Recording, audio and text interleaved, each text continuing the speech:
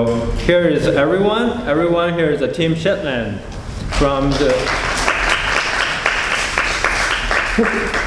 Center of Island Creativity, if I pronounce it right. Okay, let's go. Okay, the first presentation. Well, hello everyone in Japan. I wish we were there with you, but we're there with you in spirit. Sean and I are doing a joint recording using the technology that we use to teach at UHI. And Sean will go first and give you a presentation of her work. And then I will continue, and if I can get the sharing system to work okay, I will show you what I'm up to. But it gives us great pleasure to be at the 17th International Conference of Small Island Cultures, and I hope you're all enjoying yourself very much. Thanks very much, Andrew. I'll just start sharing my screen here. Okay, so my name is Siún Carden, and I'm a research fellow in the UHI Centre for Island Creativity. And thanks very much for the opportunity to take part in this wonderful conference from such a long way away. I teach on the UHI MA programme in Art and Social Practice, and I supervise creative practice research students. My research interests include islands, the anthropology of art and craft, rural creative economies, knitted textiles, and young people, mostly young people who have experience of the state care system.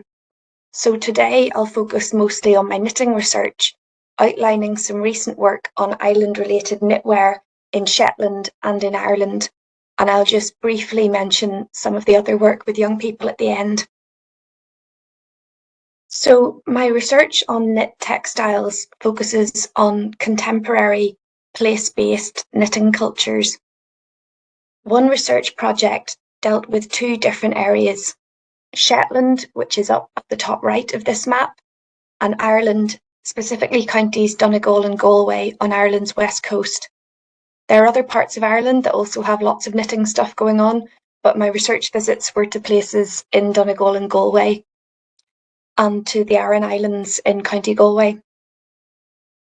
The obvious parallel between these places is that Shetland and Ireland are both home to varieties of knitwear that are named after small islands.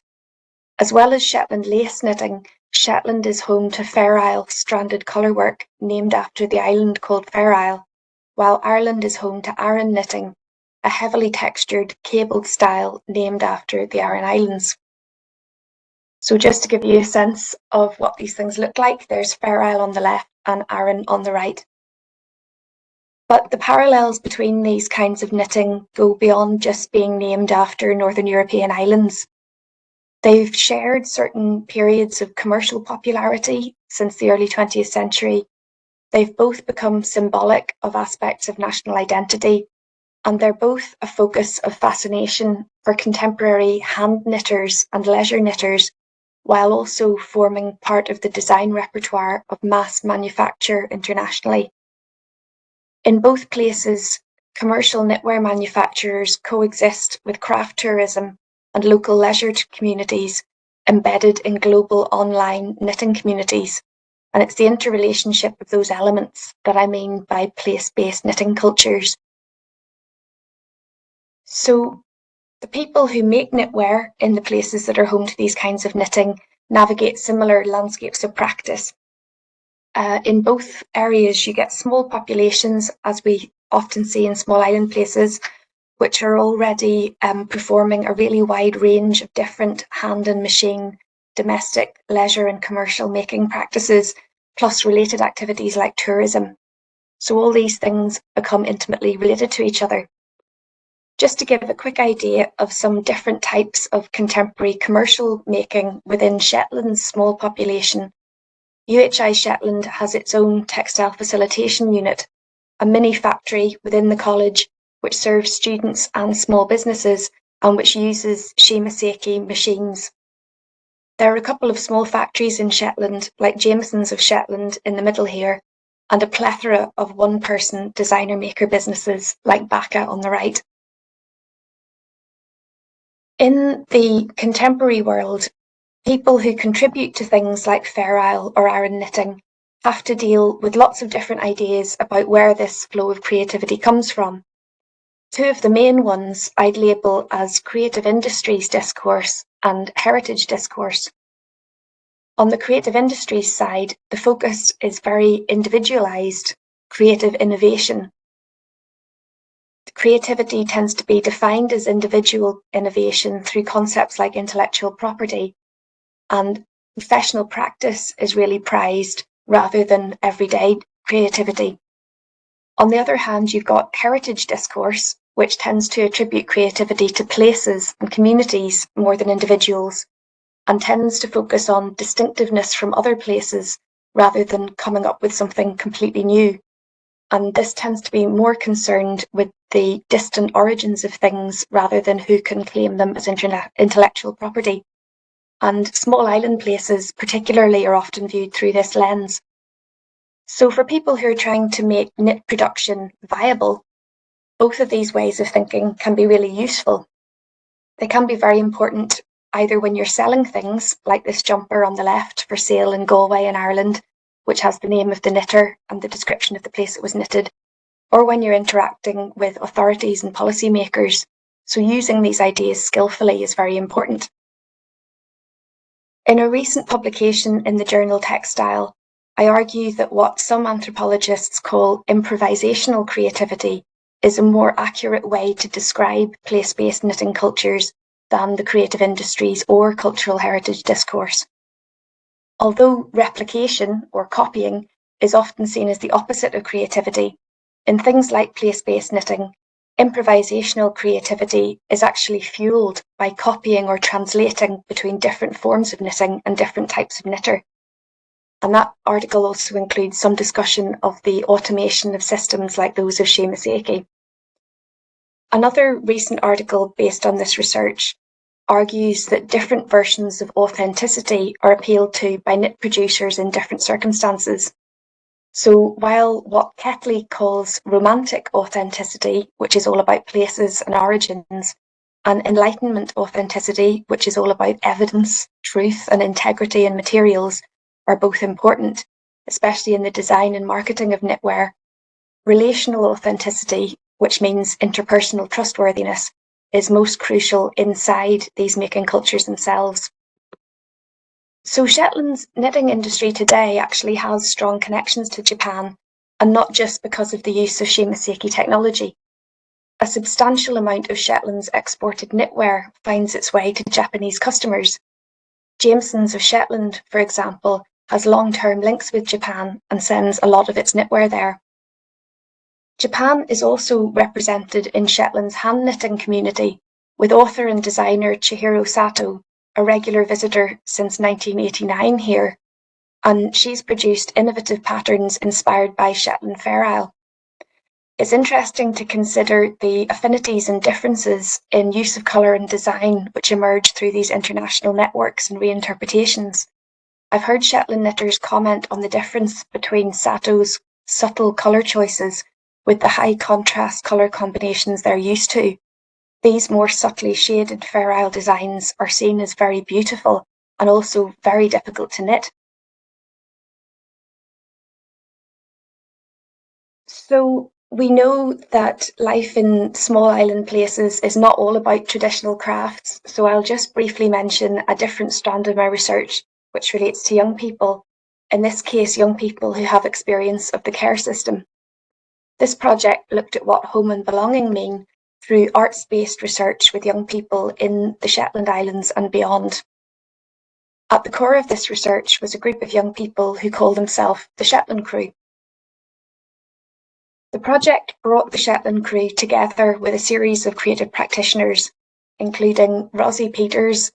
They made a film called The Salt Made Marks with Rosie, Adam Clark, a Minecraft artist who helped them create Minecraft Lerwick, their hometown, a poet called Jen Hadfield who did creative writing with them and brought together a collection of the young people's writing in a book called Take a Walk in My Shoes, and a theatre director, Tony McBride, who did a verbatim theatre project with them, which ended up being called Safe With Me.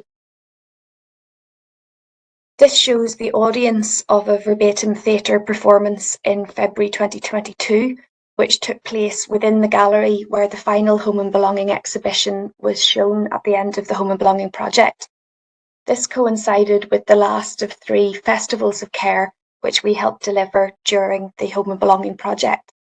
And Home and Belonging was a research project, but an arts-based one, and the relationship between research and art practice also underlies a lot of our teaching in the Centre for Island Creativity, with programmes like the MI Art and Social Practice, the MRes and the PhD pathway in creative practice. So that's just a flavour of some of the things we do, and I'll finish there. Thank you. Thank you very much, Siún. I'm sure everyone's got questions that they're wishing to ask you, but they'll have to send an email or something. So, thank you. So that gives a flavour of one aspect of the Centre for Island Creativity, and I'm going to now show you the sorts of things that I'm involved in. So I'll just call this up, and here we go. Well, I sort of straddle 2 different strands of research within the University of the Highlands and Islands. I'm part of the Institute for Northern Studies and also the Centre for Island Creativity. So what I do tends to involve both sides of things. And I was just sort of drawing up a list for my own use, just to see, you know, what it is I actually do. And here's a list of some of the types of research that I've been involved in. I'm going to tell you a little bit more about over this short talk. So I suppose the core of what I do is looking at the history and culture of the Scottish Islands, with a particular focus on the Viking heritage of the Scottish Islands.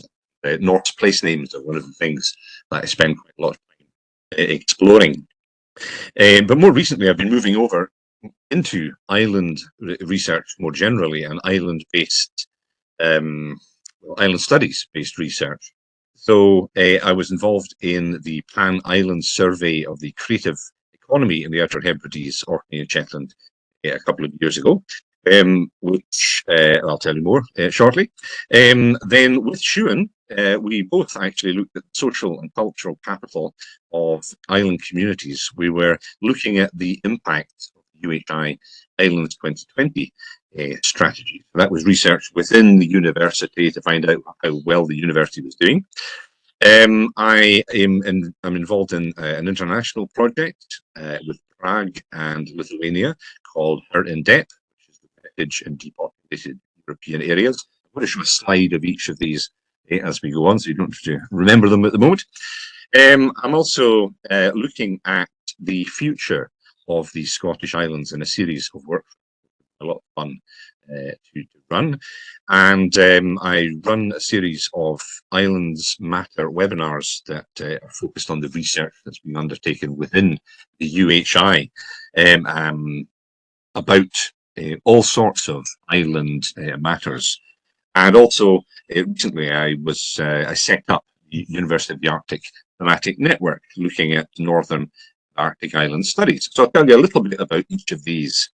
Okay. Right. So the reasons that I have for undertaking research, which I'm sure is shared by you, is that it impacts on my teaching. So I do a lot of research-based teaching. We're encouraged to do this as academics. So the main focus of my island studies research is to bolster my teaching in the MLit in Island Studies, which has been going on for about 10 years now and produced a range of very good graduates and people who've produced some wonderful dissertations.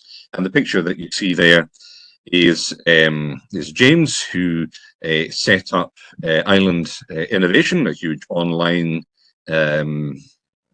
entity, if you like, a network that allows islands to communicate with each other and brings together politicians and islanders and a whole range of people to explore the challenges facing islands. So James Elsmoor, one of our interesting graduates, another one actually set up a tea company in Orkney. So there we go. So we're looking forward to getting some tastings from her in due course. So the Island Studies MLIT is the core, as I say, of what I do, teaching-wise. But I also do quite a bit now of provision of research degrees. Tend to have Island Studies focus well. So the ones in green are people who've graduated. So Lydia, she looked at digital ethnography and the creation of a virtual Orkney online, which was actually quite innovative because she did that about 5 years ago now. So, and what she found out about how people build their identity online has gone on and developed over the last few years. Mark Shivers did his research on the traditional Shetland boat and produced a wonderful be bought online, and I recommend that for those who are interested in the cultural heritage of Shetland. And very recently, Fleur Ward has completed her PhD on the mapping of digital connectivity and the impact of island governance on that. So she's looked at Scottish archipelagos and the Irish islands and looked at the challenges faced by communities who want to be connected to the internet at a sufficiently high level so that people can undertake businesses at home. The ones in purple, these are people who are undertaking the research at the moment, and that includes people, someone, Evelyn, who's looking at Shetland healthcare before the NHS, Adele Lidderdale, who is looking at the National Islands Plan, the Scottish National Islands Plan, and its impact on island communities, and Erica Clarkson, who works with the Scottish Government. She is exploring happiness in the islands. What makes islanders happy? And then Anthony Olson, he is looking at Faroese ballads. So a range of island focus. When it comes to the creative side of things, Jack Reed recently completed his MRes, and I was very pleased to supervise him. And he was developing a play script based on the Russians in Svalbard.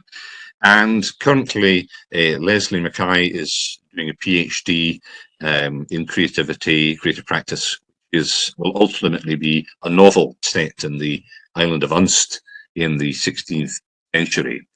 So there we go. That's just as Shuan showed some of her recent publications. Here's a few of mine as well, which give a flavour of the sorts of things that interest me. So there are folklore-based ones like Frolics and Fruiteries, which looks at magical terminology and the dialects of Orkney and Shetland, and also the nature of identity in the islands is something that's to me. But something that's specifically focused on creativity and creative practice was a chapter that I published a wee while ago now on the cultural anatomy of Shetland, the Old Rocks Rochen, which looked at the whole festivals that Shetland have a huge number of, looking at their impact and what they were.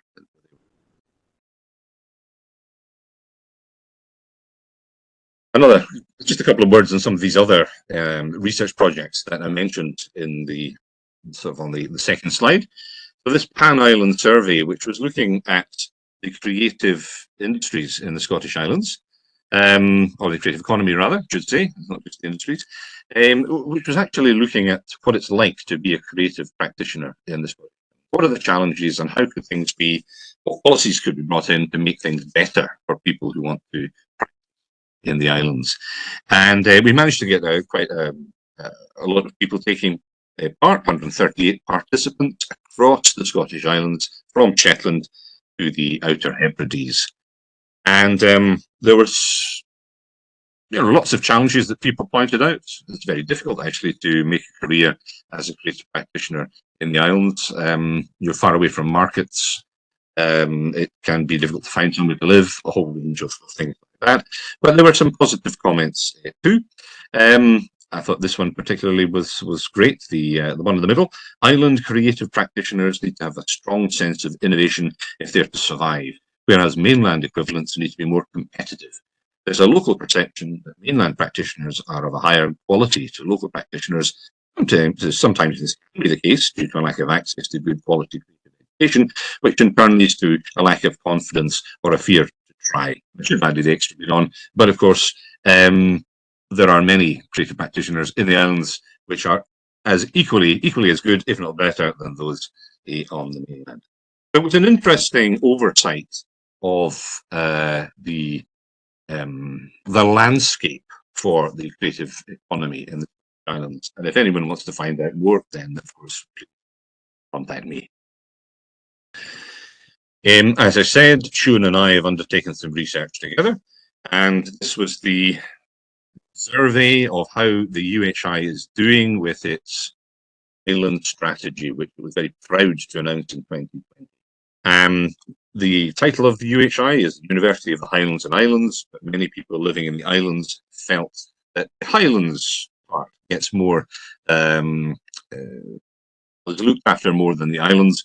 So the UHI was pleased when it developed the strategy, but there are problems with it, and that's what we were exploring. And one of the main problems was that a lot of stakeholders and people in the islands felt they hadn't actually been asked much about the island strategy before it was created, and they want to be involved in future in new iterations of the strategy. But I think it was an innovative thing for the university itself to have an island strategy, and also to be interested enough to develop it to ensure that the local communities feel involved in part of the They're in depth heritage in depopulated European areas project that I'm involved in at the moment.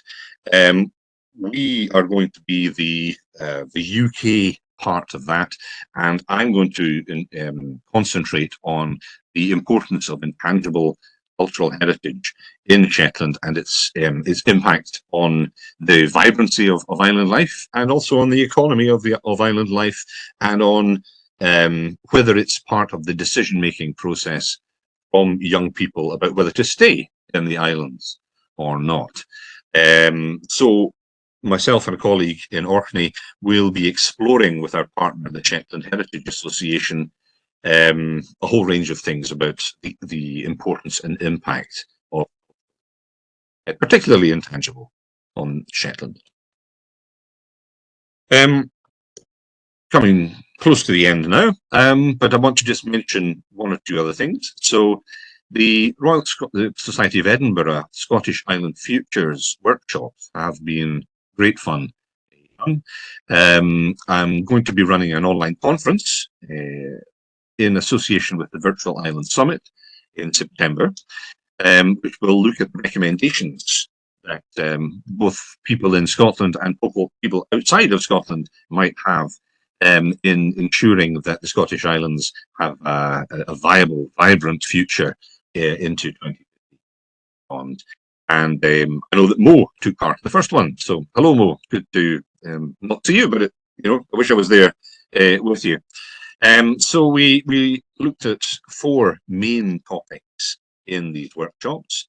So the relationship between the islands and the mainlands, the importance of traditional languages and in the islands, the future for sustainable communities. So looking at the scale of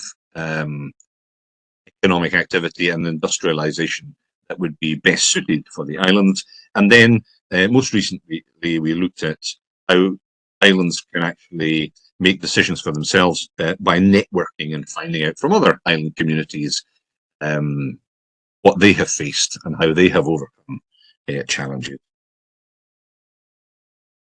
I should say that the workshops are available online. The Institute for Northern Studies has an online YouTube channel, so you can watch the discussions there, and you can also watch the Islands Matter webinar series should you so wish, which have covered a whole range of fascinating topics, including youth, young people and place attachment in the Faroe Islands, Scottish Government research on island depopulation in Japan, for example. So there are some very interesting 40-minute odd, 45-minute recordings that you can wish.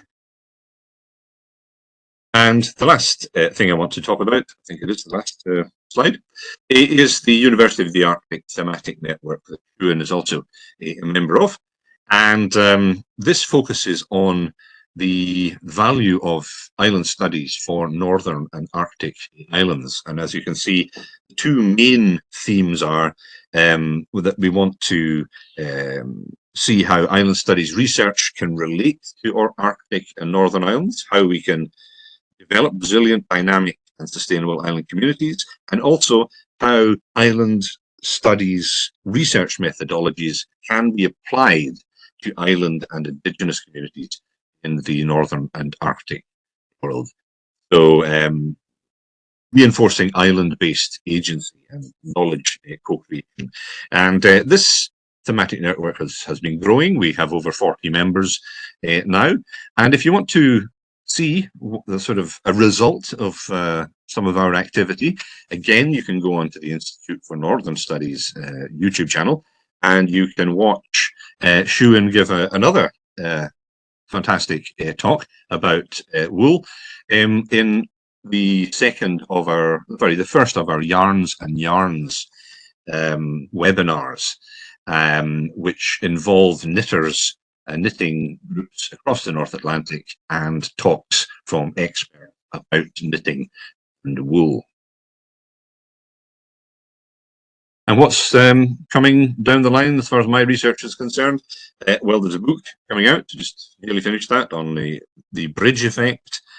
I'll be running in association with Farouz Gaini in the University of the Faroe Islands a research symposium in September looking at Shetland and the Faroe Islands.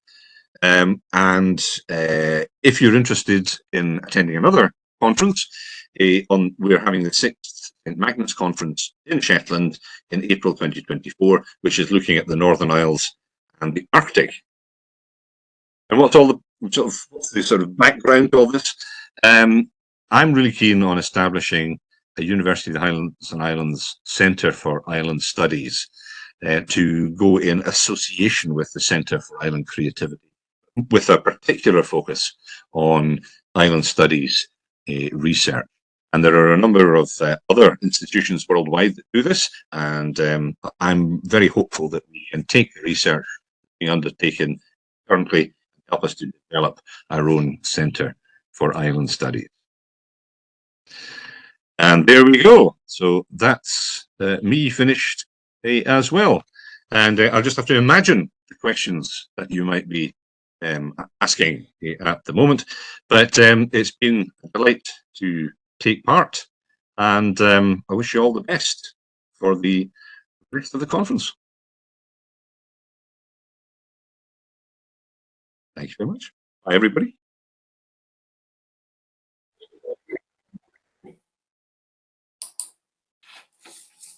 Hello, I'm Jessica Turnbull, knit technician at the University of Highlands and Islands, Shetland. I'm one of the creative industries team members. I'm slightly different from the others, as I run the Textiles Facilitation Unit, supporting textile students with their knitting work, but also supplying commercial customers with local Shetland businesses with manufacturing. I'm also a designer myself and graduated from the Glasgow School of Art in 2021. Since then, I've been working within the industry on digital knit machinery, such as the Japanese company Shimashiki. Here at the Textile Facilitation Unit in Shetland, we use technology to produce digital versions of traditional hand-knitted Shetland jumpers, reinventing Faroe jumpers for the modern production. This Shimashiki technology can be used to make any type of knitwear, from clothing to footwear. Designers making use of this new technology available to them on Shetland are local designers Neela Nell, who translate her print work of landscapes into graphic jumpers. And we also have Ninian, who makes modern versions of feral jumpers in funky colours and nice gradients. My research and particular interest lies within knitted footwear, looking at brands such as Nike and Adidas, comparing their use of technology to revolutionise the way footwear is being produced. Footwear traditionally would have been made in cut and sewing using leather, but we can now knit fully fashioned uppers with zero waste using knit machinery.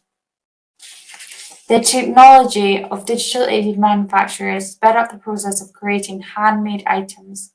Perhaps our perception of handmade is changing by using models of new technology to help aid process but not lose the connection or quality.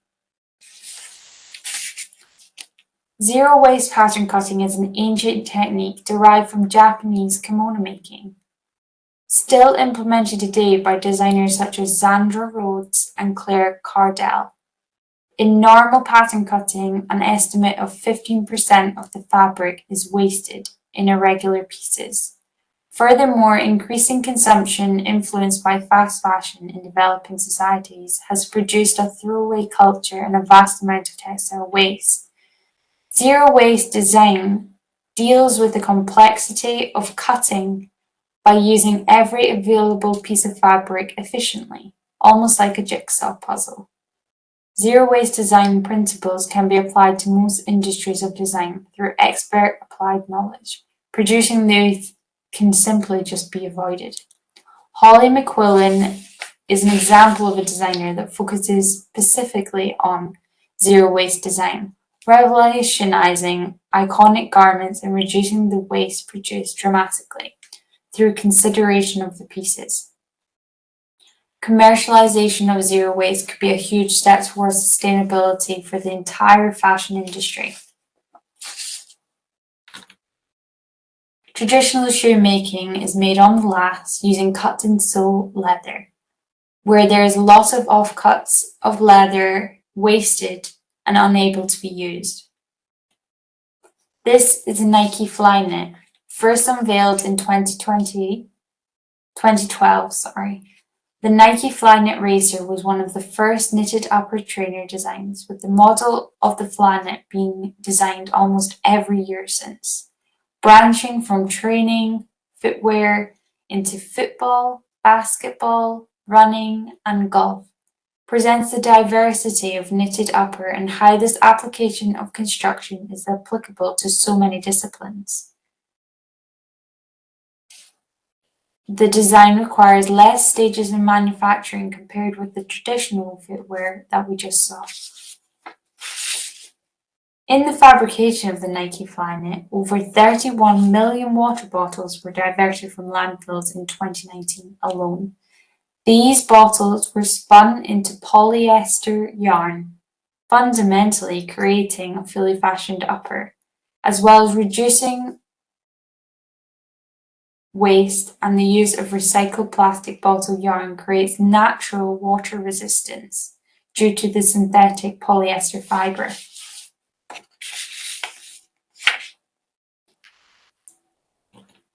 The Vapor Max is one of Flyknit's newer designs, using the same hoop and loop closure system originally designed in the 2012 version. This is a monomaterial upper, allows the ease of recyclability as the pieces do not have to be separated in disposal, such as traditional footwear where metal hardware is used. The Flyknit upper has realised the consideration of life cycle in design. Looking at the industry a decade ago, knitted uppers did not exist and now hold a large portion of the trainer market. Trainers used to be consisting of leather, mesh, plastics. However, the minimalistic mono-material upper is now a more sophisticated, lightweight alternative. Fully shaped uppers are those knitted on the flatbed knitting machines using whole garment machinery, as seen here on the right. Developed through understanding of shoe design, deconstruction, and simplified through advancements in digital technology, shoes that were once crafted on the last can now be totally reimagined through the development of knit technology advancements, taking reference from the zero waste pattern cutting, which we saw earlier. Nike is constantly reinventing the original design of the Flyknit to improve and innovate for current markets, replacing traditional hardware with simple engineering that alleviates non-essentials from the design. The Adidas Strung was an upper produced by robotics, creating a completely new textile composite between woven and knitted structures. To create a composite way of constructing fabric using this robotic technology. Utilizing this technology allows athletes to individual footprints to be programmed and the shoe upper to be created specifically for their needs, which enhances performance and creates a lightweight shoe which perfectly fits your foot. It's the sportswear industry's first ever dated coded shoe, designed for performance speed athletes, turning data into customized structures specifically for performance enhancement. Sustainability is an essential part of the production and design process. The use of natural, renewable, and replenishable resources rather than exhausting the planet's natural resources is very important and something that we have to take into consideration when designing footwear. Momentum has gathered pace due to the climate emergency's public outcry for the last decade. However, the fashion industry as a whole has been slow to develop sustainable approaches compared with other sectors such as architecture. This is the Nike ISPA, and this modular designs reinvents the way the consumer both buys a shoe but also constructs a shoe, allowing you to layer up different colors and modules from different parts of their shoe. This is the Adidas Futurecraft, which is completely zero waste and made from plastic bottles. It's a completely circular process, so it allows the bottles to be recycled and made into a material which is then spun into yarn, creating a zero waste upper. Even the soles and the inserts and the laces are all made from one material only, and this allows the cycle to be repeated and create a completely circular monomaterial which can easily be recycled again and again and again. And then I've got a video to show you, so I'd like to show you this now.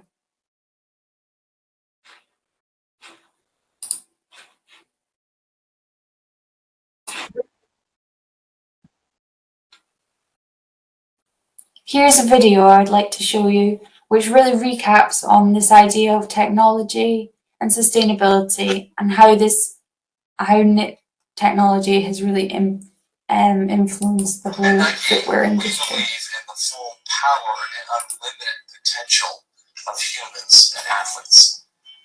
As designers, we are wired to be problem solvers. We get to think about designing ideas that have the highest performance impact possible, period, while simultaneously having the lowest environmental footprint or impact. And that is a challenge. I think it would be irresponsible to be in this field right now and not to be considering how we can extend the life of things that already exist and consider that whilst we're designing. One of the cornerstones of Nike, and I think Nike design, is this idea that we get to create and craft the future of sport. And that's powerful for us. So as a problem solver in this company, we get to think about these two poles and the entire spectrum between.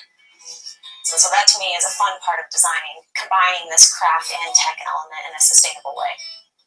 Circularity design driven by the global fashion agenda is a super important topic to the world and to Nike.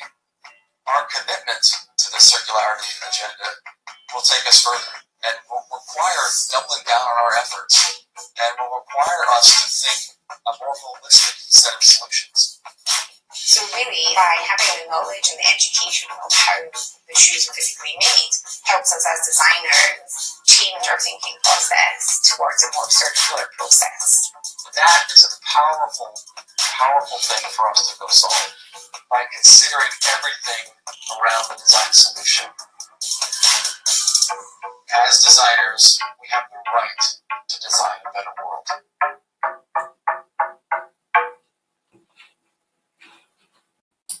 Thank you very much. That's the end of my presentation. Hello, I'm Roxanne Permar. I'm delighted to be able to speak today in this conference. I'd like to thank the organisers for enabling us to join from Shetland, although I wish I was there with you in Japan. I am a visual artist. I'm a research fellow in the Centre for Island Creativity. I'm the programme leader for the MA Art and Social Practice, which we've delivered in this centre since 2017. I also supervise research students in creative practice. The starting point for my work is place-based and relates to Edouard Glissant's notion of particularities of place, our roots, our grounding. As he suggests, we entered the world from a place, and we carry this place with us, with the local as the precondition for interacting with the world at large.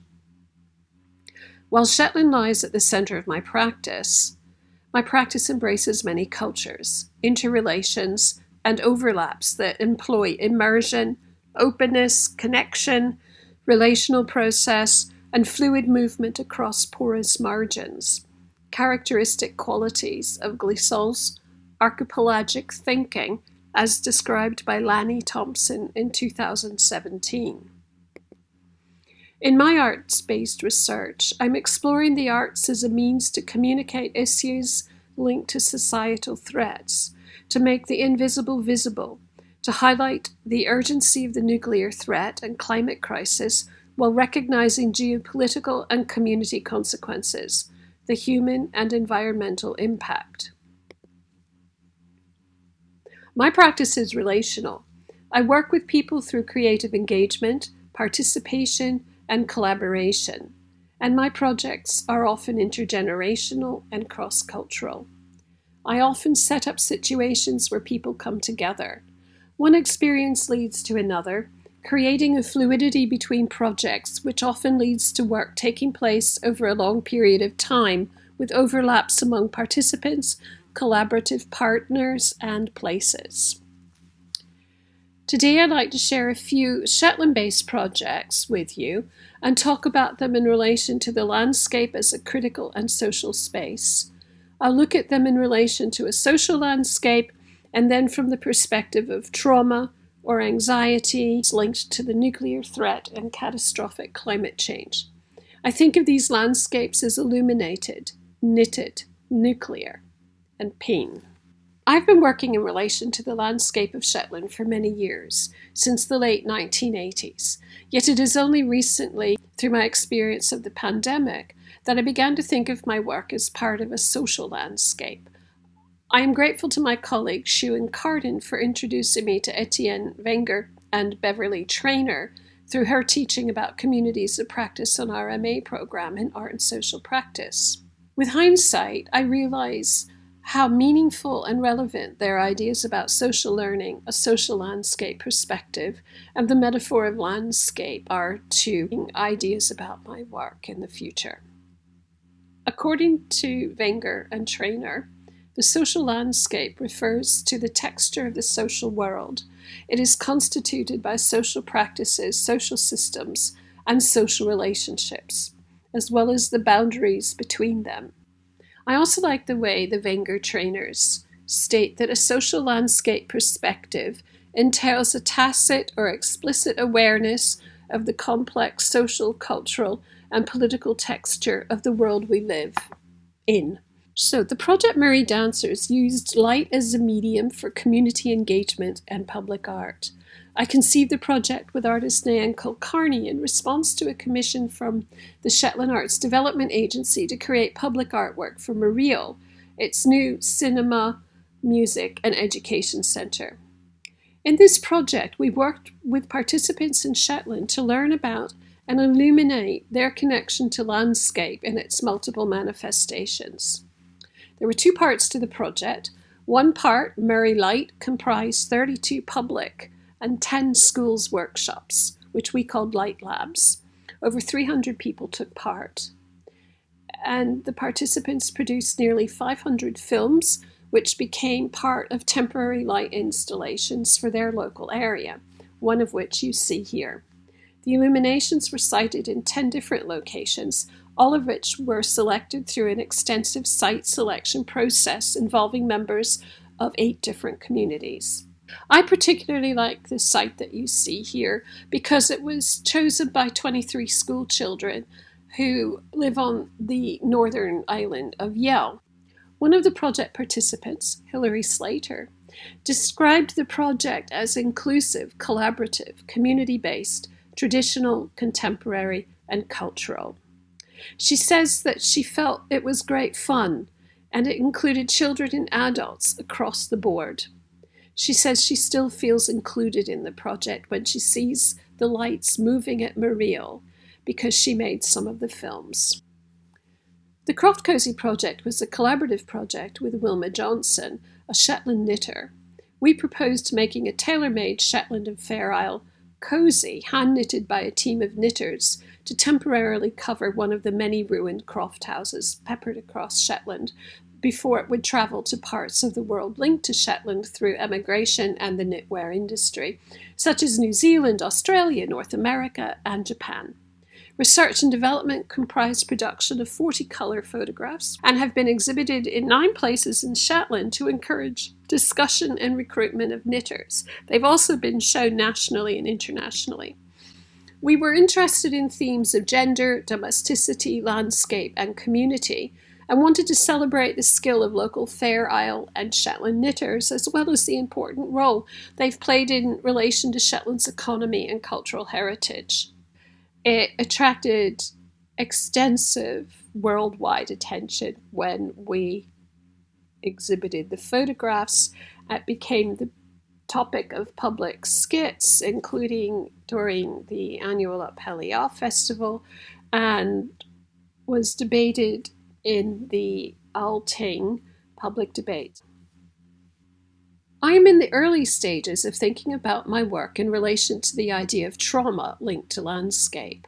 I'm very hesitant to use the word trauma and hadn't associated it with my work until a colleague used the term landscapes of trauma to describe some of my projects, specifically those about the Cold War and nuclear threat, and in response to the construction of the large-scale wind farm in Shetland, which began in 2020.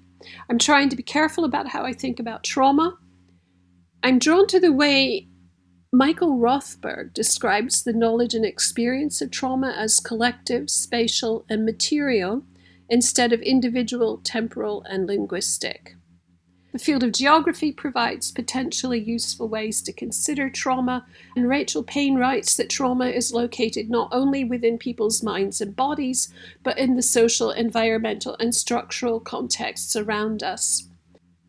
In the early stages of my career, I believed that art could change the world, and the turbulent social and political climate into which I was born instilled in me, and indeed many of my generation, a strong sense of social justice and a desire to make a difference in the world.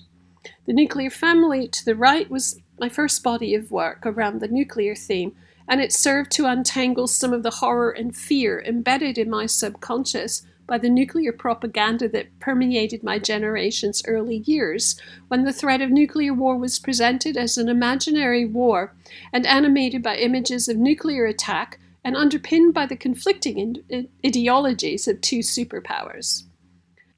2 projects realized in 1990, which you can see on the left-hand side, form a connection between this early work, The Nuclear Family, and my future work around the Cold War and nuclear threat with Susan Timmins in Cold War projects. Both of these projects, Mareel Preservation and the Nuclear Roadshow, anticipate our collaborative work in terms of relationship to site and place, ways of working, and critical positioning. In spite of having buried all my work from a 7-year period, there is no escape from the shadow cast by the nuclear era. The nuclear landscape has crept back into my work over 10 years ago. There's no escape from the shadow cast by the nuclear threat, as no sooner did the Cold War end than we entered a second nuclear era. Like other northern communities, Shetland was strategically very important during the Cold War. There is evidence remaining throughout the islands of listening stations, bunkers, and radar installations from this period. Our work chronicles issues that ordinary people of both East and West faced during the Cold War. And here you see photographs of a socially engaged art project with Susan Timmins about the Royal Observer Corps, in which we interviewed volunteers and we placed bunker covers temporarily on the overground remains of the 3 extant bunkers built for the Royal Observer Corps in Shetland. In Shetland, the presence of the Cold War is highly visible, and today NATO, including the United States and British military forces, are returning to some of the sites in the northern and Arctic region, which they had abandoned in the 1990s and early 2000s, and this signals an escalation in the defensive measures against the threat of self-destruction. And of course, the war in Ukraine is another example of a renewed urgency to consider the nuclear threat carefully.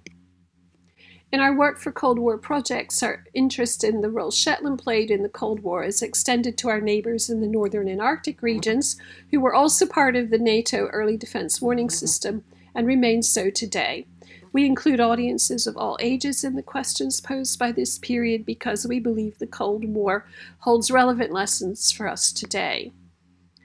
Some of you may remember the Project Nordic Connections, which I spoke about in the conference last year in Shetland, which involved pupils from both Shetland and Norway.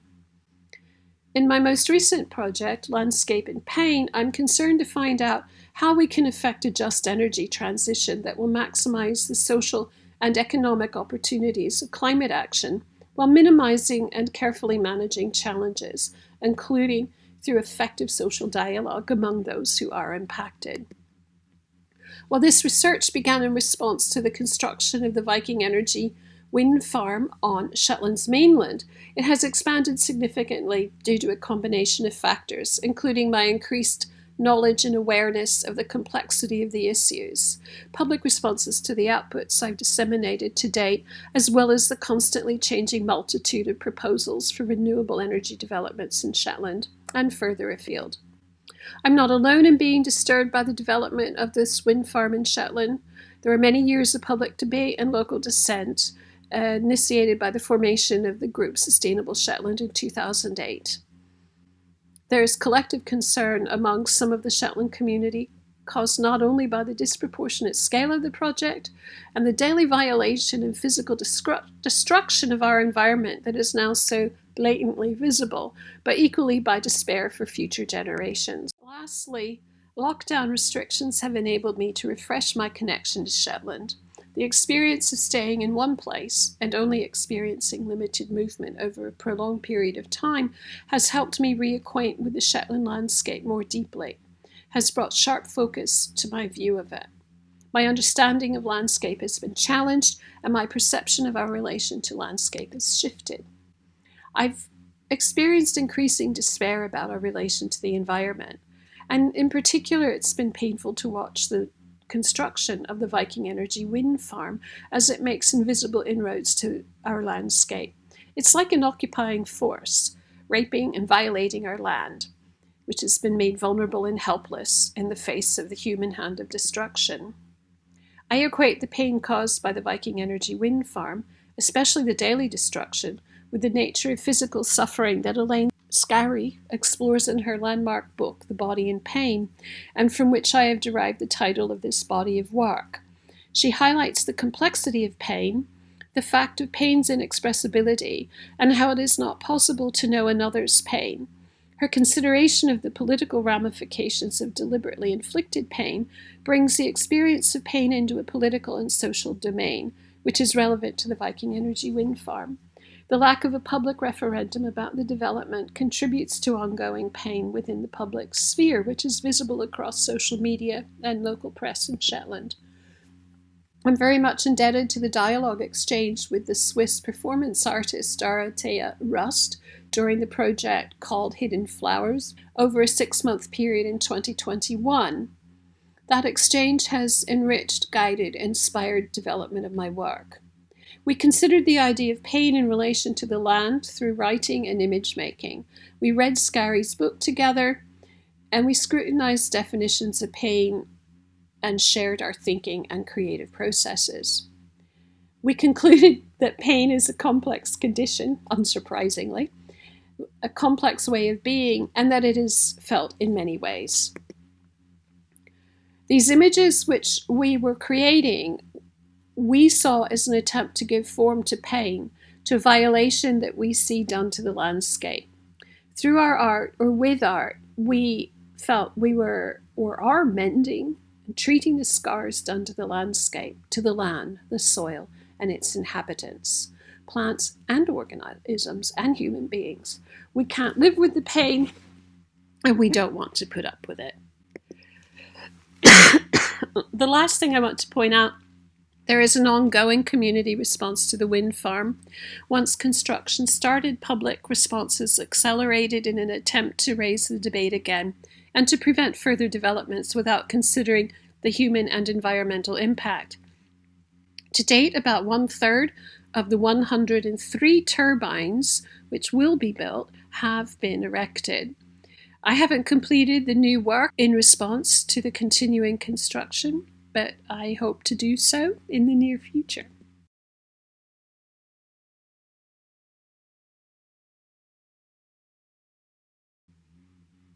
Thank you very much.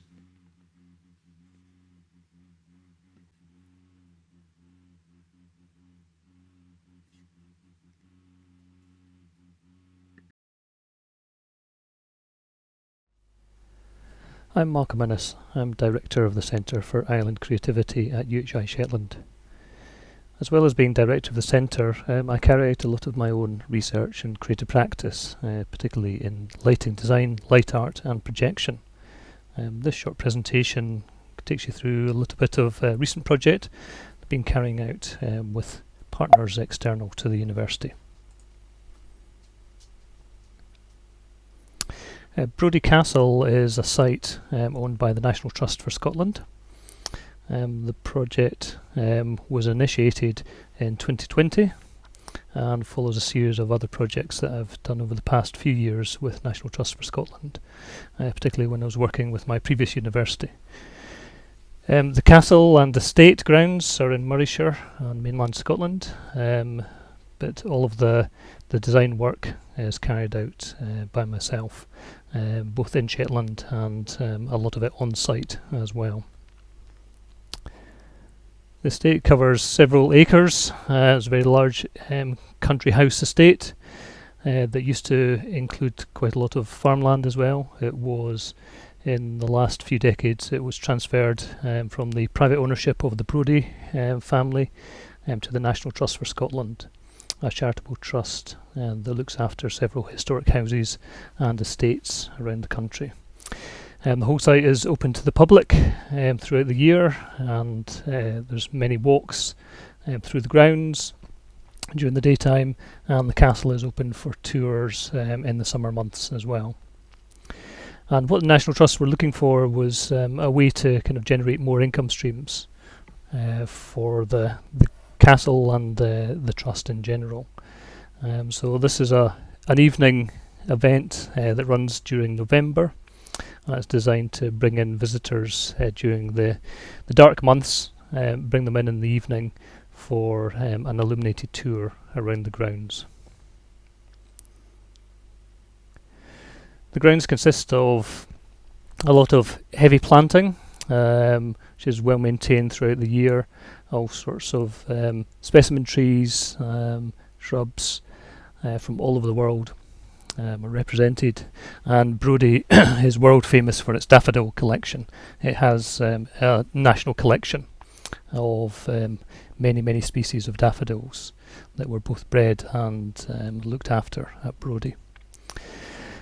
And one of the things that I like to do in my practice is actually just really spend a lot of time trying to understand and explore the spaces that we're lighting, particularly in these kind of wonderful outdoor environments. Because the wonderful thing is, at night, when we've got complete darkness all around us, because we're in the middle of the countryside, everything that you see during the day is completely invisible unless we actually decide to illuminate it. So we can create a completely different view, completely different feeling of the spaces.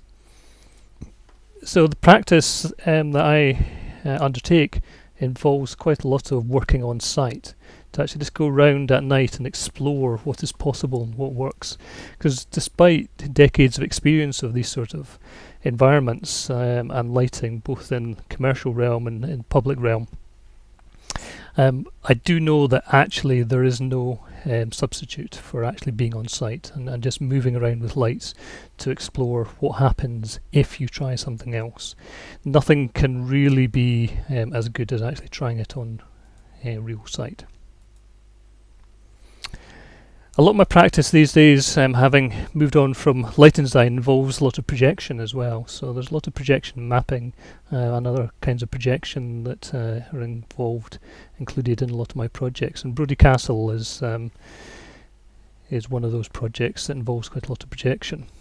Some of these examples are from the 2021 event, and this was the first time on site, spending a few nights alone on the grounds, wandering around with projectors and lights, test things out, see how the castle itself would take projection, how it would take colour, and also how the grounds and how the trees, for example, would actually take highly detailed projections.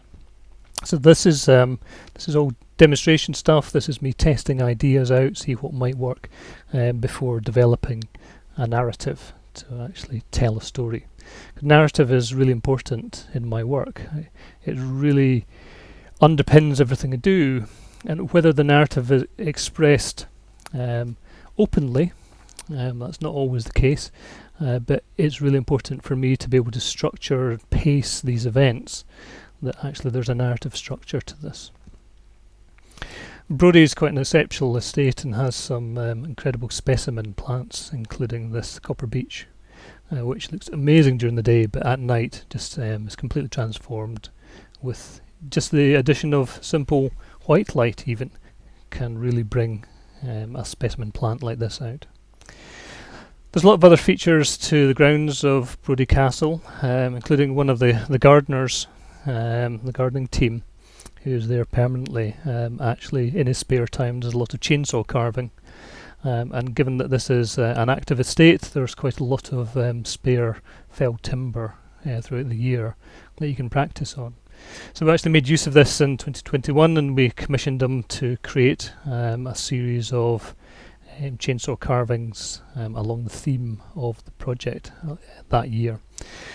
So 2021, and the November event was designed to fit into the year of, and Scotland for several years has had year of events to try and thematically tie together a series of different large-scale public events. So that was the year of coasts and waters, so that was the thematic area that we worked in. So you'll see seashells and other mermaids' tails and things like that in the sculptures that were distributed around the grounds. And because that was our underpinning theme for the whole event, the colours chosen throughout the grounds were representative of those kind of ideas. So we had quite watery colours, we had some corally colours as well, where we could actually turn some of the individual trees and bushes into an undersea landscape. And it's particularly important for me that colour is used with discretion and carefully in events like this. And to be honest, this image here is probably one of the most colourful of these kind of images that you see in one of my installations. Because it's very easy in places like this to overdo the colour and just use all of the colours, particularly with highly saturated LED light sources.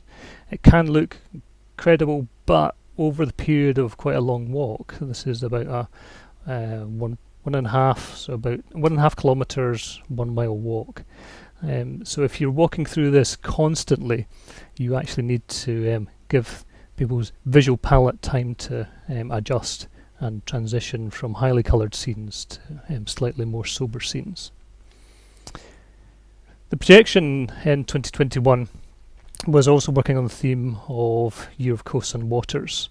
So there's large scale projection onto the facades, the front facade, see on the left hand side, and the rear facade of the castle, which is the stable block around the back. So watery themes is all animated, moving constantly. And this is the first time that anything like this had actually been done at Brodie. So this was kind of a taster of things to come. And last year, the theme that we chose to work with was, again, we worked with the Scottish Year of, and it was Year of Stories. So we used that opportunity to tell some of the stories and some of the narratives that exist within the castle and within the grounds itself and the history of it. And one of the features of the castle interior, as presented to visitors, is that there's a huge amount of art on display in the castle, and a lot of that art represents family portraits of the Brodies and their relatives. And this is one of the storylines that I was quite keen to pick up, and this is to in some way represent the art that exists on the inside of the building, which obviously can't be accessed during this event, but to represent that somehow in the exterior as well, and use those narratives of the progression of the family over the decades and centuries. So the project involved working through a lot of the collection. Luckily, most of the family portraits have already been scanned at high quality, so that already existed. And then working with all of this to try and create something that didn't require any textual or narrative overlay in terms of audio track to actually tell the story, but something that just visually told a story on the castle. There's a lot of testing of this, and this image here is actually a scale model with projection mapped onto it to test some ideas. You see on the right hand side here we were exploring ideas of recreating the portraits within the windows of the castle. It's not an idea that actually really scaled up, to be honest, so that was written out, and we went for other options. But one of the features of the final installation was the large-scale close-up portraits on the tower on the left of this image. So that was the model mock-up, and this is the final installation on site. So last year we actually doubled up projectors, so this is 2 projectors onto the same facade to increase brightness and just give us a lot more contrast and detail in the images, because a lot of these portraits very old, slightly murky, so there was a fair bit of work required because the projection surface is not white. There's actually quite a lot of work required on each image to tweak it and adjust it so that it actually came through at its best and read visually on the building. Now, one of the things I was very keen on here is that there was just a little bit more life and interest than just projecting the flat and static imagery onto the facades. So we've got a program sequence here, and it just loops constantly. It's about a 15-minute show. There's a soundtrack that goes alongside it, and the music was actually created from some of the music, the written music that's actually in the collection of the castle as well. So this would have been musical manuscripts that were used by the residents over the past centuries. And one of the things that's explored last year was actually the use of artificial intelligence and how we can use that to create animation and assist the creation of animation in spaces like this. So whilst this is the static view, the actual live view of the projected image looks something like this. So what we've got is the static portraits on the right hand of the image here, and the close-ups were actually taken into an AI system to create animations. So this is animation direct from the portraits themselves. And it just added something quite special and mesmerising to what otherwise would have been quite a static and possibly slightly dull installation. But this movement, just the subtle movement of the blinking eyes and the slight gesture changes within the portraits really captured the imagination of the visitors. And it's something that they commented on a lot.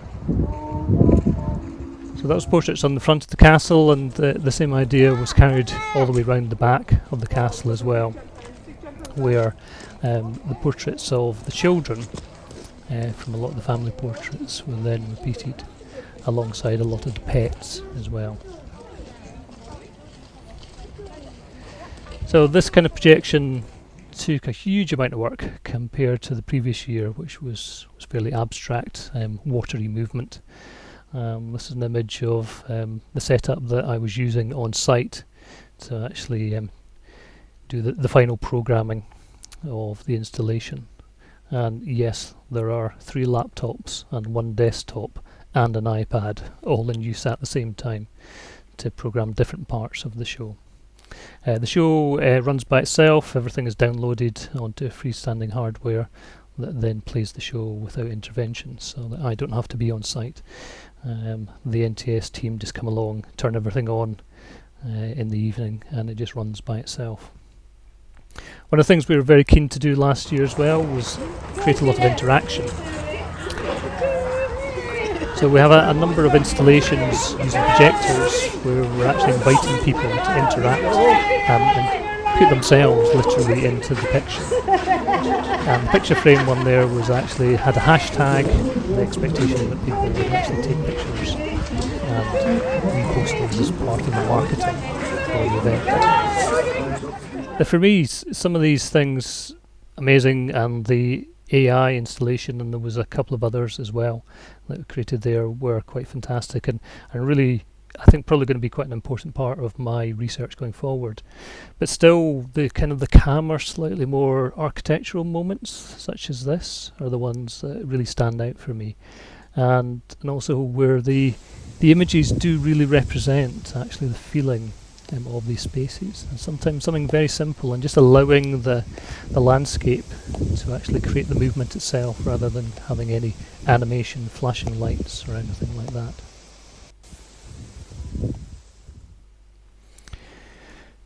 So quite a lot of my favourite images are actually these static ones.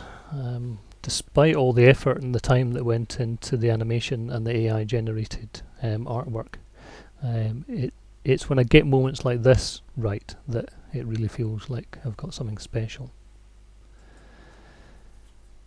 And last year we submitted for the Scottish Knowledge Exchange Awards, and we actually got through to the final. We were runner-up for this in the Powerful Partnership category. And that really represents the fact that this is genuinely a collaborative experience, that the work with the team at Brodie is really important. This is not something that I design and take to them and we just install. It's something that we develop together. We're seeing a huge increase of people that have never been to the property or never thought about coming to our site before, extending our season, pushing for that all year round offer. Brodie is succeeding so well at additional income generation and reaching new audiences, which is what we as a trust really need. Income is very, very important to our future. The generation income this year was huge compared to the previous year. People are just interacting with us for longer. You know, we're having some nights of 700, 800 people turning up, which was fantastic for November. collaboration at Brodie has been fantastic. I'm always very keen that we do push things and we do move forwards. Nothing has fazed the team at Brodie at all. I think it's been great to have the collaboration with UHI that we can then expand and bring in different departments like drama and creative arts. We have many such properties that are looking very carefully at what we're doing at Brodie. I think it's just something really unique and different. You see the estate in a different light, quite literally. So these two events are part of a 3-year programme that we have with National Trust. There is another event coming in November this year, and we've already begun having discussions about the next 3 years and what will come next. Hey everyone, so thank you very much for your fantastic presentations. Is our audience has any questions and comments? If not, I will go first. It's quite fascinating. You mentioned about socially engaged art and also the last presentation about connecting through art. So my question is, so it's a panel based on the Art Island-based initiative. So, but you mentioned about socially engaged art and political geographic related issues. So where is the Island Engaged initiative? Not just based. So that's my first question. Who want to answer that?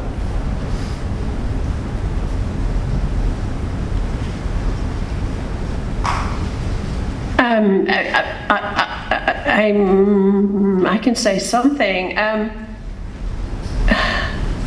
Not quite sure I know how to answer this. I mean, from my personal perspective, my work's totally embedded here in Shetland. So because Shetland is island-based, I would see that as island engagement. We also, in different projects I've been working in, have connections with other islands and other big islands as well as small islands, as well as connections within the Arctic. But I also think the way that an island perspective looks at the rest of the world is important in terms of the way we practice. I don't know if that answers your question at all. I think all 5 presentations are quite creative and engaging. It's not really like a research center, but more like a petitioner for creativity. Okay, that was my questions. Is there any other questions? Vale?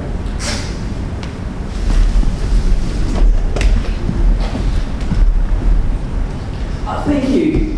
Indeed, you are allowed of extensive island-based creativity. Just a question further to what Mo asked. There was some presentations like, for instance, the Adidas design, sustainability.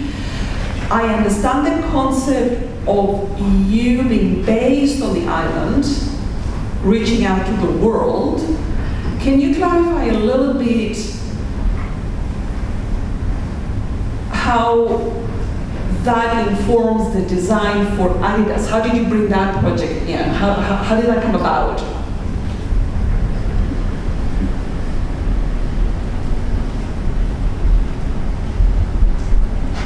Can we repeat the question? Sorry. I think you have to go. This is my jet lag hitting me, so I might not be asking the question in a very intelligent way. I found your work fascinating with the plastic sustainability and the Adidas design. And what I wanted to ask is, can you elaborate a bit more on how the island informs that Adidas project and your work as well? It's more to do with the technology that exists on the island. So the technology we have here is very advanced. So it uses Shimashiki digital knitting machines, which are also the ones that are used in the production of Adidas and Nike trainers. So it was just looking at the kind of correlation between the technology that exists and kind of the innovation that's going on within the industry and what can be achieved.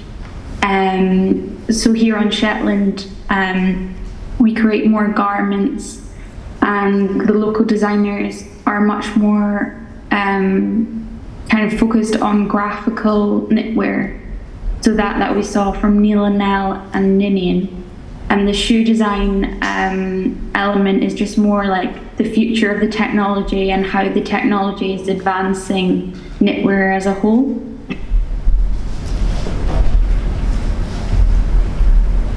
Can I just say, as a non-knitter, I think for me one of the really interesting things in the islands is that you kind of expect there to be a lot of heritage going on, and that, you know, particularly with Fair Isle being part of the Shetland archipelago and Fair Isle being known worldwide, but it's actually really fascinating how forward-looking the designers are, and they're not constantly just looking back and picking up what their ancestors did and what people expect Shetland design to be about. They're actually looking forward, and as Jessica said, you know, having access to technologies like the Shimaseki machines makes a huge difference, and it allows them to do things that just couldn't be done by hand.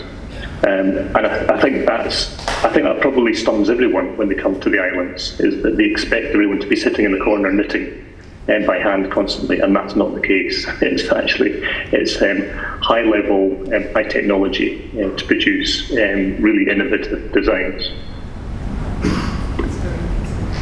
Thank you very much. So, Christine, you raised up your hand. Please go ahead. Yeah, thank you very much. They were really interesting presentations. I strongly believe that the need for resourcefulness has been key to the fact that we've survived on these islands for thousands of years. And I'm just wondering, the panellists, how you feel that it continues to influence islanders today, both in terms of the artistic kind of side of creativity, but also about creativity in wider island life.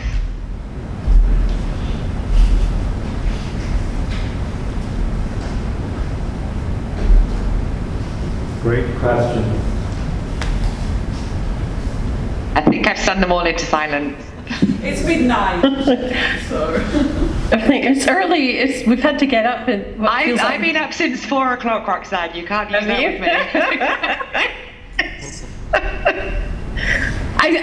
Okay. I mean, I've been involved with Shetland for decades, and have lived here permanently for over 20 years, and I think there's huge creativity here and resourcefulness, and one of the things which I think is important is that we look at that creativity in a way kind of from the centre outwards. I fear that often folk come in from elsewhere and want to kind of go through the opposite process, and I think it's really, really important that we look from the inside out, if you like, because I think the other model to compare us to what goes on elsewhere and then expect us to do that here is obviously a colonial model, and I'm very keen that we kind of break that pattern. I know when I was initially, the first project I was working on here, we were told by the then director, I can't remember what he was called, there used to be a thing called the Shetland Arts Trust, that if we could get money from elsewhere or get some sort of affirmation that what we were doing is fine from outside, then that would be more acceptable here in the islands, and I just think that's a backwards way of looking at it. I don't know, yeah, that probably doesn't answer your question. No, that's really interesting, thank you. I think for me, it is a really interesting question, and you did stun us because it's quite a big topic. Yeah. For me, something that's really interesting is that I think, I grew up in the city. I grew up in Edinburgh, and it's quite easy if you grow up in the city to have quite narrow boundaries, that everything you need is within quite a small area physically. And I think the really interesting thing is that you don't have to, if you live in a city, you don't have to look very far for everything. And you expect that an island is kind of just very parochial and it's just very localised. But actually the nature of being on an island is that you're always looking further, is that you're looking to the rest of the world, is your shop front, the rest of the world is where people come from. So actually I think that particularly small islands are probably feel more international than a large city, ironically. It's very odd and strange feeling. And actually just the pick up what Roxanne was saying about the having to kind of justify yourself by getting money from elsewhere. There is a flip side to that as well. So the Shetland Arts Development Agency, which is kind of inherited from the organisation that Roxanne was talking about, they're quite happy about funding situations because of physically where we are on the map of the UK. You're right up in the top right-hand corner of the map. And for UK-based funders, that's brilliant because they can then tick a box saying, yes, we're covering the whole of the UK because we've got projects in Shetland. And Shetland Arts genuinely say, they feel quite honoured because it's relatively easy for them to actually persuade funders to part with money because it does genuinely tick up a larger part of the map for the funder. So there are advantages sometimes in that. But I do genuinely think that the resourcefulness of the islanders is about being more internationally focused. Although that problem actually came up in the talks as well, the presentations earlier about the survey of creatives in the islands, and actually do we feel worthy? Surely the people in the cities and on the mainland are more experienced and better at these things, and I don't think that's the case. I think it's just a lack of confidence that holds people back sometimes rather than lack of ability.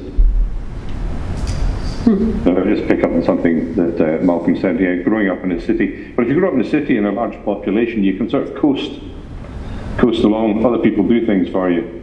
But in small islands, it's expected that you have to do things.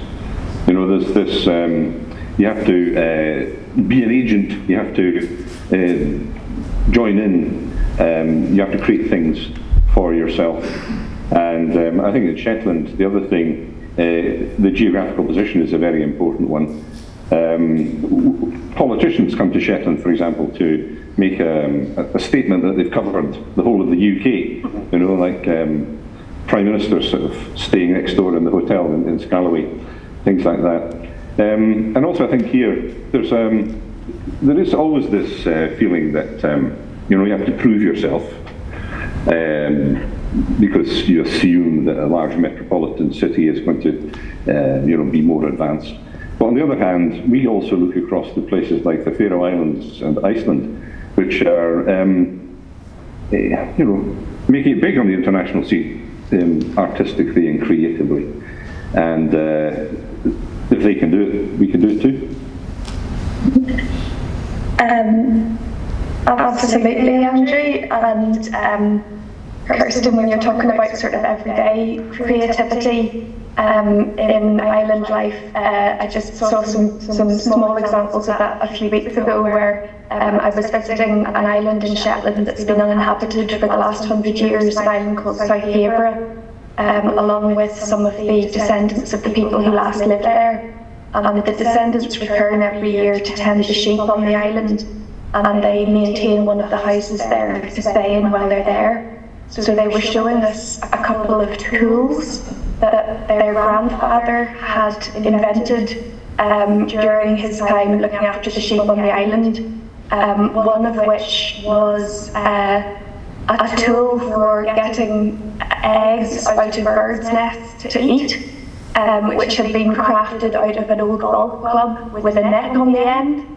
While the current generation would not want to be getting eggs out of birds' nests, It was very impressive that people had managed to maintain themselves through this in days gone by, and also a tool that had been invented for clipping the sheep's tails, because they left their reel tool to do that at home, the modern metal one, and they'd managed to make a device out of driftwood from the beach that would allow them to do the same operation quite effectively, quite efficiently. So I thought those were just a couple of examples of the kind of resourcefulness that's brought into play purely through not having access to material things very quickly and easily that we're used to in other places.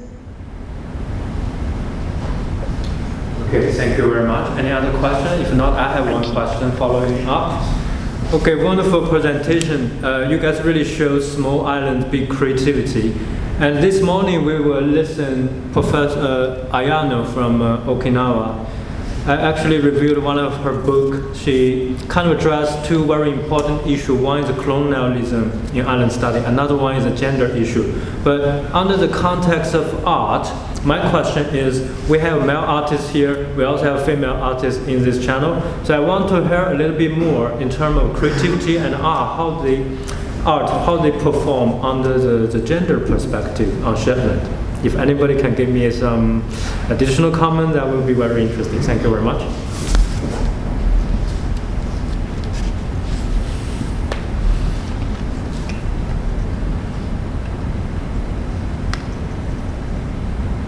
I think you're still muted, Roxanne. Sorry, thanks, Sue, and sorry, everybody. On a slightly related and unrelated note, our program in Art and Social Practice, our MA program, is almost entirely female students. This year we've had one male student, and we've kind of wondered about this. Not all of our students are from Shetland. In fact, a small proportion of the students we've had over our 6 years of existence are from Shetland, but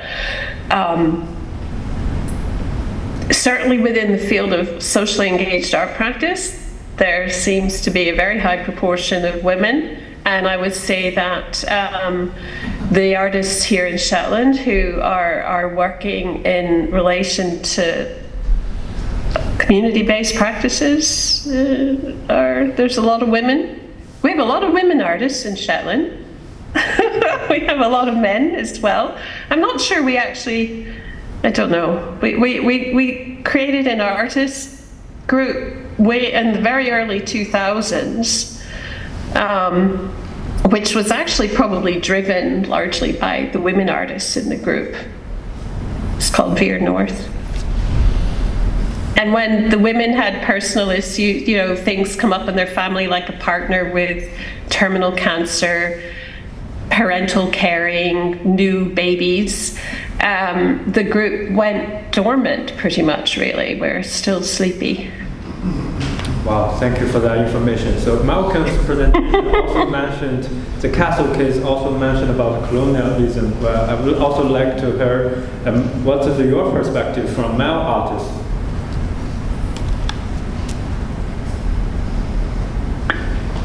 Well, actually, just listening to what Roxanne was saying, it kind of reminds me, so I went to art college in Edinburgh, and I remember in year one of college realising when they were looking at all the names of everyone in all the different groups that there was an 8-to-1 difference in the genders.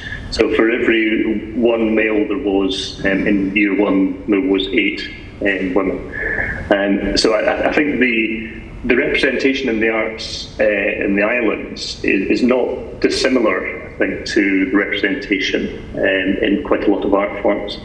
But of course, there's differences in different art forms. I ended up studying tapestry. I was the only boy in the department, not just in my year, but in the entire department. And there hadn't been one before me for about 4 years. So subject specificity as well makes quite a difference. And I think the prevalence of textile arts in the islands probably skews that even more as well, because I was the only boy in tapestry.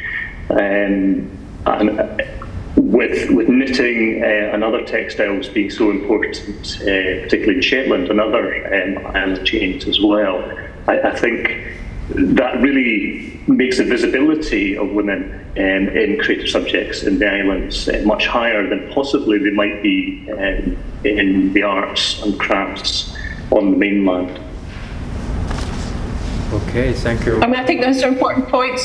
Could I just say that if we look at music here, and certainly within our university, there's been some studies about the gender balances, and in the music courses, it's quite the opposite from what it is in the visual arts and textile and our art and social practice. They're heavily weighted to the male students.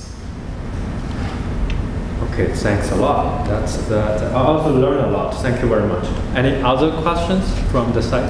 Okay, one from Chia. Sorry guys, I'm Chia, and I do have one question. You mentioned something about socially engaged creative practices and climate justice. Are there any dialogues with, say, policymakers, like, let's say, I would say policymakers and governors and people who actually make policies instead of just creating some, like, engaging the people. So are there any creative practices which engage with policymakers, say, in, I don't know, your MP or something like that? So does that question make sense? Because when we talk about creative practice, I'm a musician and we often engage with the people instead.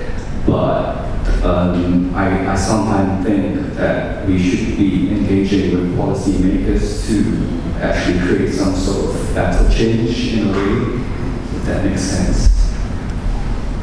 I would say maybe like with the Chief Justice or MPs or ministries of culture or ministry of environment or places that actually have the power to make policy. Is there a way to blend creative practice with the actions of policymakers or create some sort of dialogue?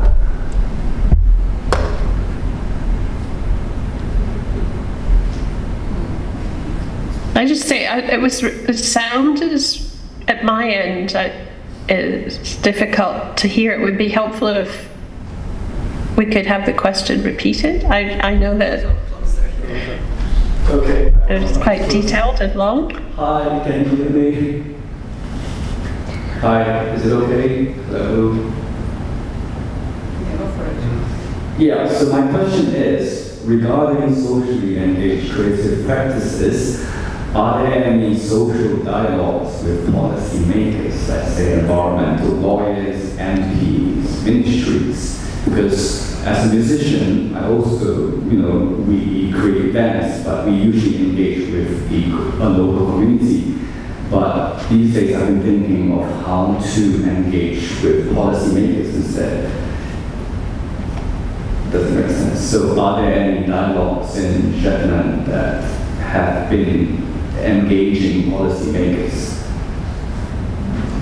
I think maybe Malcolm could answer this. Malcolm's been involved with the Scottish Government's policies and the Scottish Island Plan, which is providing money for creative economy in the islands. And so Malcolm's got some experience of engaging with the policymakers. Yeah, it's always wonderful engaging with the policymakers. Just a brief background. The Island Growth Deal is one of the kind of city and region deals that's a way of the government in the UK of distributing and concentrating investment in particular areas, and they cover all sorts of or the region itself to determine what they want to focus on. So the Island Growth Deal is a 10-year deal, So it's 10 years of funding from the UK government and Scottish government. They put in £50 million each, and that's to be topped up with about 290 million from other sources. So you've got almost 400 million over 10 years. And that's quite transformative because you know it's going to last for 10 years, you can do quite large scale things, and it's not just trying to wrap up one little idea in a proposal. So it allows you to do things that you probably couldn't do other ways. And there's kind of three thematic areas that all the projects, and the 17 projects across Orkney, Shetland and the Western Isles. So the three council areas came together to create a kind of larger mass, because a lot of these city deals and region deals are quite large population areas, whereas the individual island chains are not. You know, they're kind of the average about sort of 22,000 in each of the island chains. So coming together created more mass there. So one thematic area is leading the way to low carbon future, and there's several projects about that. And that includes new energy systems, low energy hubs, Island Centre for Net Zero, which spans all the islands. This is all stuff that's also working with the policymakers to kind of, you know, how can the islands actually start delivering some of the net zero targets for the Scottish government and for the UK government, and also looking ahead for the future of the island. So Shetland, you probably know, kind of as a centre point of North Sea oil exploration. We have a large oil and gas terminal in Shetland, which has brought all the North Sea oil ashore to the mainland here, before it then gets processed and shipped elsewhere in the world. And part of the project here is actually looking at a future where we're not reliant on oil and where the oil stops. And that's actually turning, using offshore wind farms that are coming on stream in the future as well to use that energy to create green hydrogen.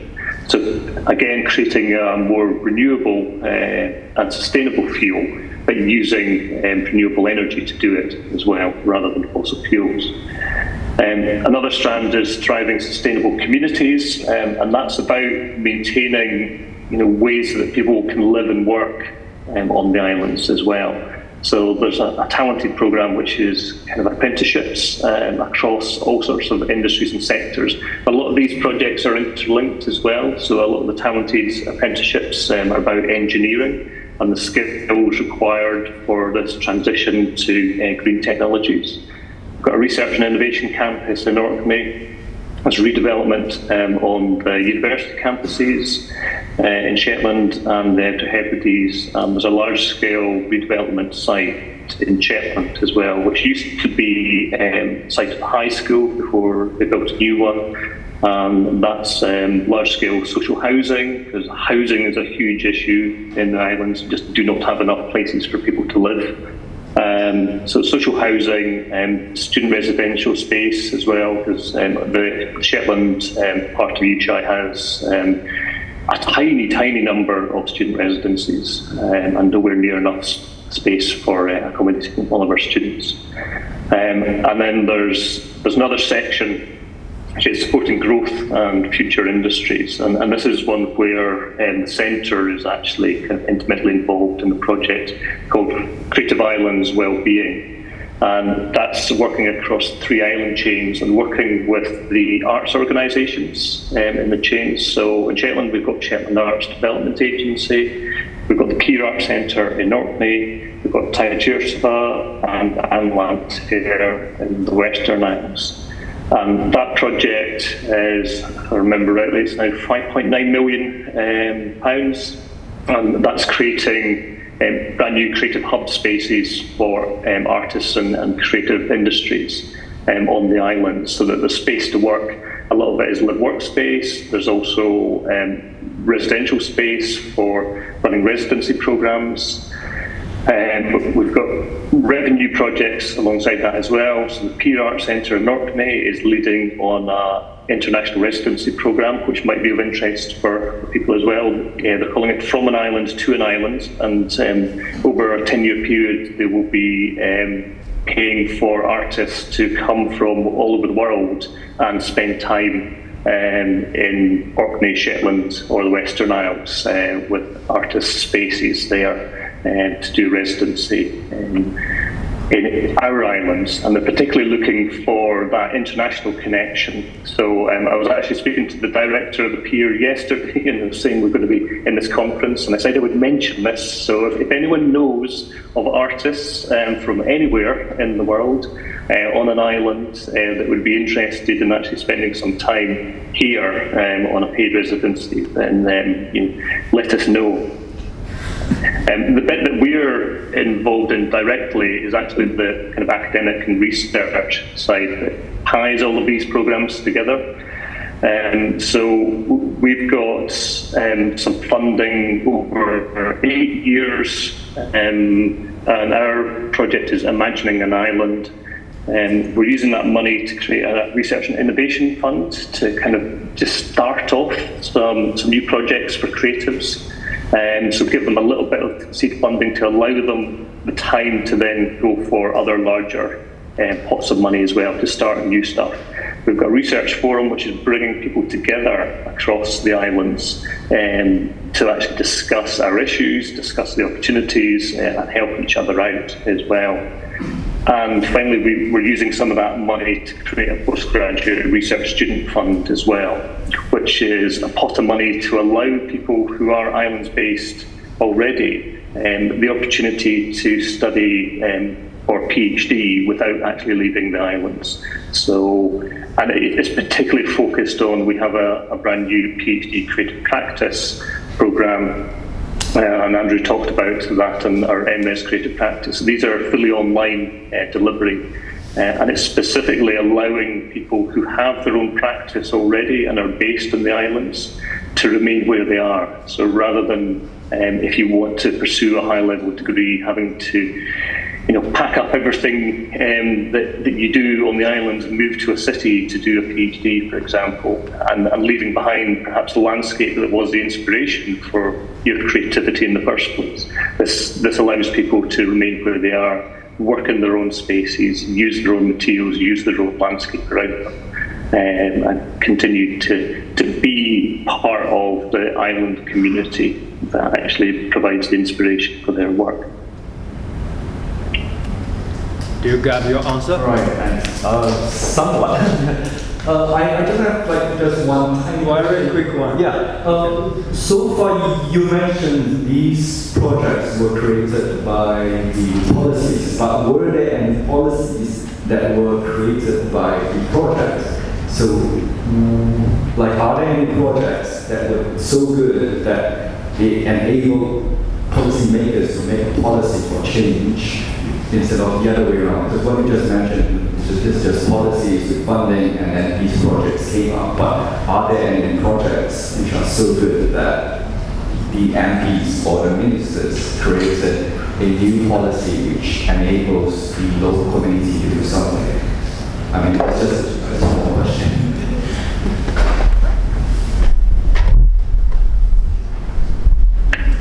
Sorry, I couldn't really hear the question. There was quite a little echo on the sound. Could you just repeat?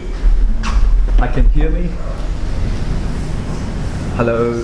Yes. Okay. So what you mentioned were projects created by policies, but are there any policies that were created by projects, which means projects which are so good that it enables policymakers to create a policy for the community? Because usually it's policy first and then funding and projects.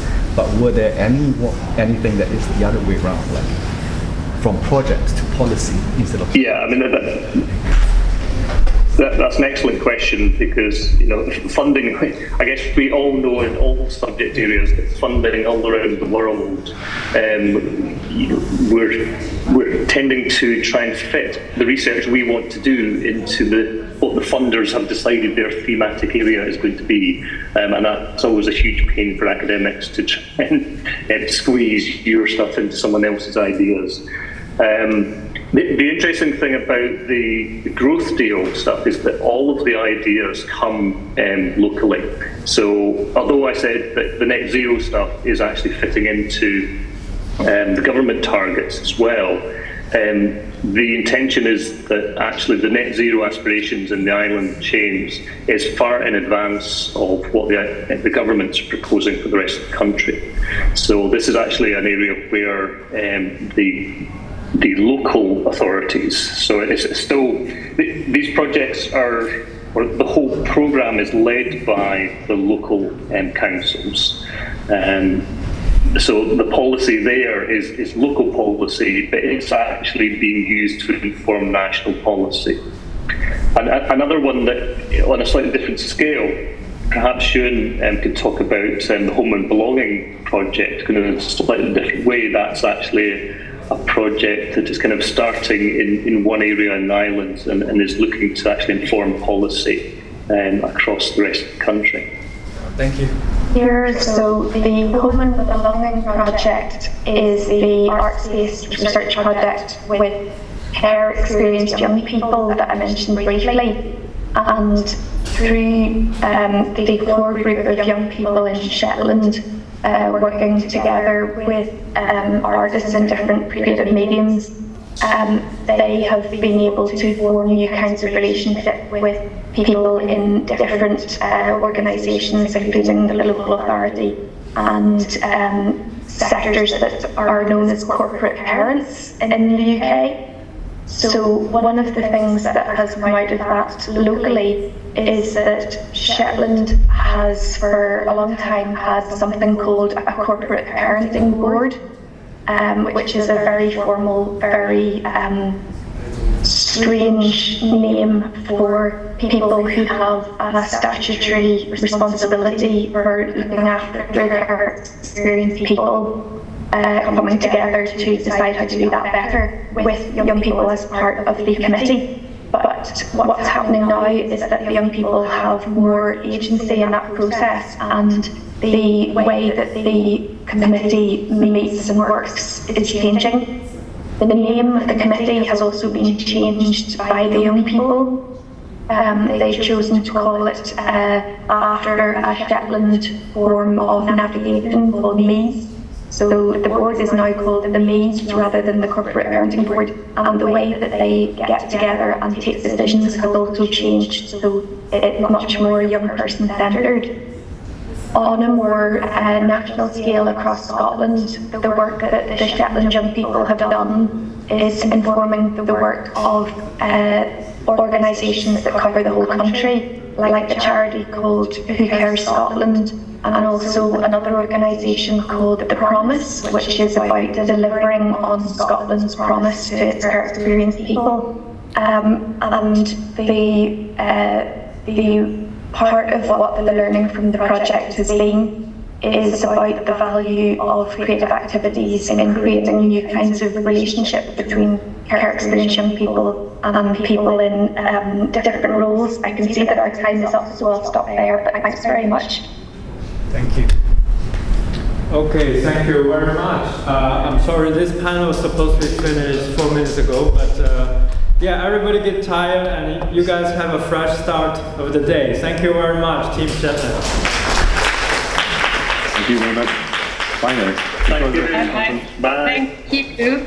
Mo, could I just say a word here? Yes, just wait a minute. Wally, I want to say something. With people online? Yeah, this is really so much, you know, I asked a question, but it's something that has been generating and thinking while I'm listening to them, because do we have to be constantly proving ourselves as islanders or island researchers to the world with what we do? Can we just be on an island, be based on an island, and do what other people are doing out there? It kind of made me think, because we're constantly looking for a justification. So, you know, Malcolm is a world expert in light installation. Does he have to go around the world and do an island-inspired island installation to justify that he lives on an island? No, I don't think so. The fact that Shetland, a remote island, has created spaces for a world expert on island installation to be there is enough, I think. Just some food for thought.